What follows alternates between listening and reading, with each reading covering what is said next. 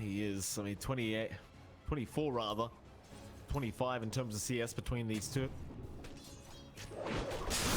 Sentry ward's being placed down as well, but immediate D ward here by Mercury. I mean, without that sentry ward being placed, 423 won't really have the kill potential here on the Broodmother. Spiderling's up now as well, so he definitely wants to try and get aggressive. That you do still have to be very cautious because again, it's against Sand Gets a couple too many caustic finales off with their Spiderlings around. It's going to be a hell of a lot of damage here onto 423, but he's going to just move into the jungle anyway. And we see this quite a lot here from the Spiderlings. Shazam, top lane, going to be in trouble. Does end up going down to 11. Meanwhile, though, bottom lane, Sanctity dropping very low himself on the Tiny, but is able to survive through the onslaught. You know, Bashes. Unknown was trying to hit 11 to stop that chase. Just no Bashes. Level 2 Bash, 20% chance. Feels more like 0. And again, a strong start for Lilgun. Hitting that nighttime, getting aggressive with Night Stalker. 2 points in that 100 Night, as you tend to see. Just kind of take control.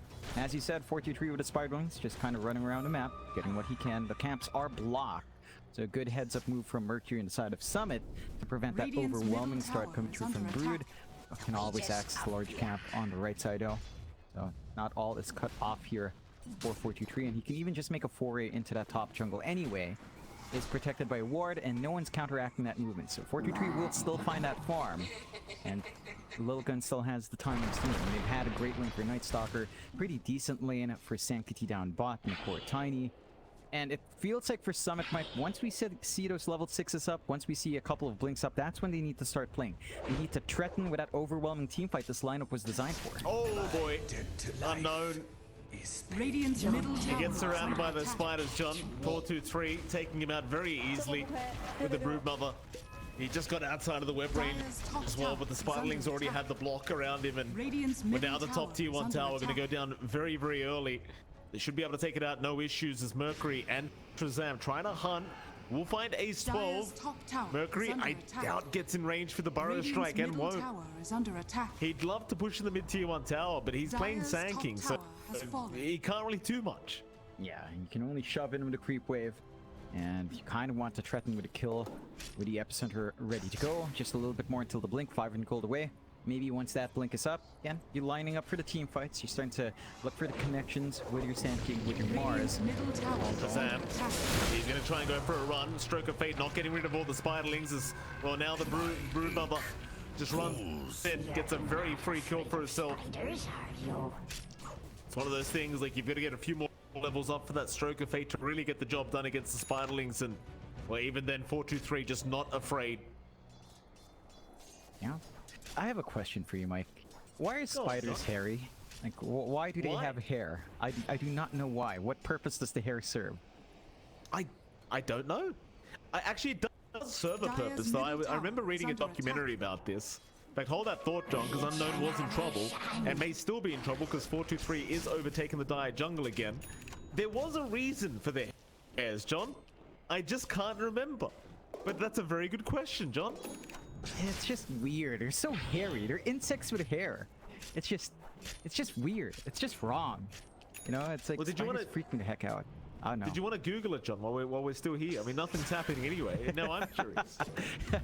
Well, I could. I will take a guess, though. You have any guess before I search for the truth here? Before chat calls us a bunch of idiots? No guess? No, go on. I'm guessing it's find out the truth. Spider hair. Everyone wants to know the truth, John. That's fine. I'll do the play-by-play here, of course. Summit, they have smoked up. I don't think they're going to find much out of this. They are hanging around the mid lane, maybe hoping for 4-2-3. Spiderlings aren't going to get taken out, so Shazam will say thank you very much for the cash. Rotation, though, not really amounting to anything by Summit.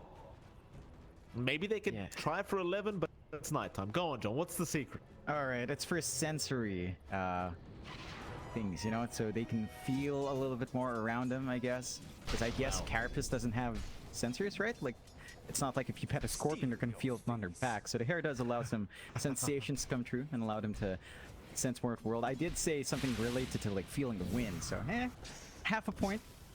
No points for you for no guesses, Mike. Unfortunately. You can't reward yourself points, John. Oh, I'm the game master, Mike. I can change the rules. I can alter the deal. Pray I don't alter it any further. crush. May get crushed very soon if he's not careful, John. There's a big surround coming from Lil Gun. Mercury, he does show up with the blink now. Maybe they set up an 11 down a bot side. The nighttime is over.